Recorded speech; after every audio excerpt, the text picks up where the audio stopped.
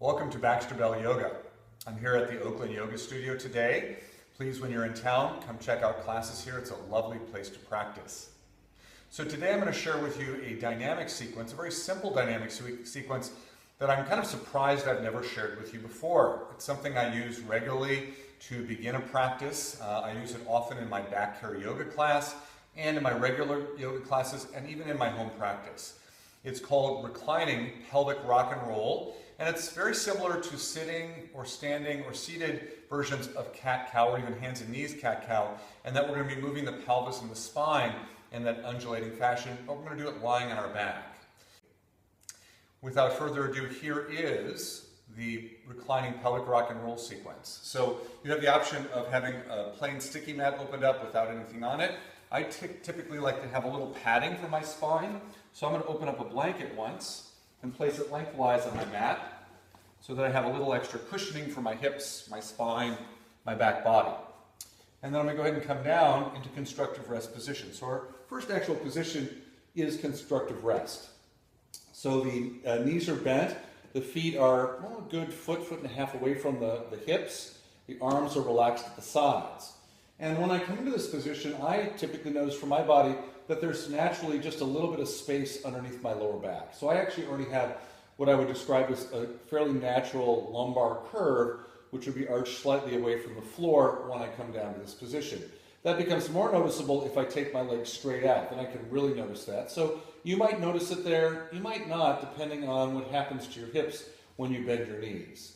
But we're going to go ahead and move between that position and a flatter position of the back on the floor and a more dramatically arched position of the back away from the floor. So to give you a slightly better view of that, I'm going to take my arms out to the sides, but I usually do this with my arms relaxed at my sides. But for your benefit of visualization, I'm going to show that to you with the arms out to the sides. So starting in the neutral position and cueing in or listening to my breath very clearly, I'm going to take a breath in to get ready to move. And then as I exhale, I'm going to rock my pelvis back, let my lower back gently touch the floor, and turn my tailbone up towards the ceiling just a little bit. And then as I inhale, I'm going to rock my pelvis forward towards my heels and exaggerate a little bit the arch of my lower back a little bit away from the floor. So on my exhale, the pelvis rocks down, the tailbone turns up. And on the inhale, the pelvis rocks forward, and the lower back arches a little bit away from the floor. Let's do that again. Exhaling, bring your lower back down to the floor, turn your tailbone up. Inhaling, rock the hips towards the heels and arch the lower back a little bit away from the floor. Let's do that 3 more times, moving with your breath now, exhaling into the slightly flatter position and then inhaling into the arch position. And the last 2 times definitely on your own, as I'm going to follow my breath now for 2 breaths.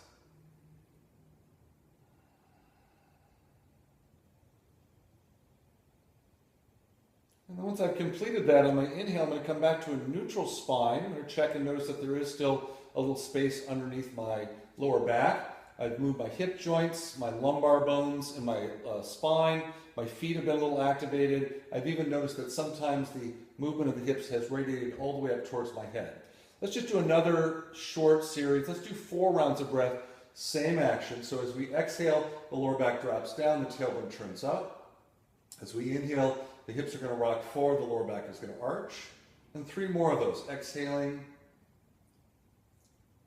and then inhaling. So I'm going to exhale, the pelvis is going to rock, my tail tucks just a little bit up. I inhale, I tip and arch the back, and then 1 more time.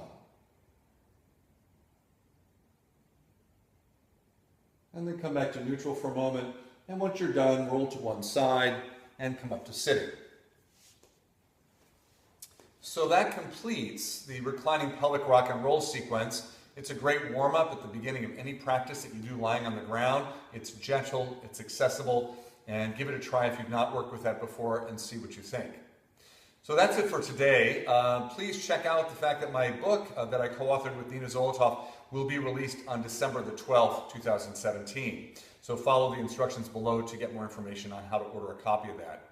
Also, you can find longer practices than these on the practice channel at the website yogauonline.com.